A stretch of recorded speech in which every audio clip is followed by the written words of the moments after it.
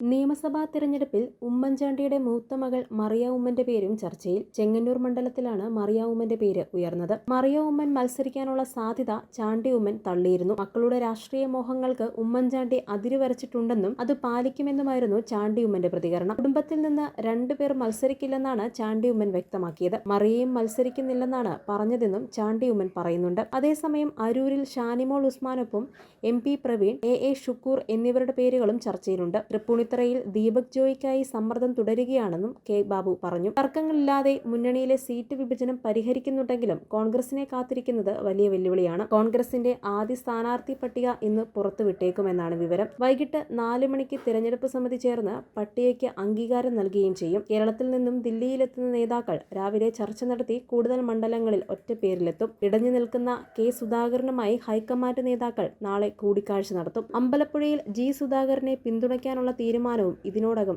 വന്നേക്കും.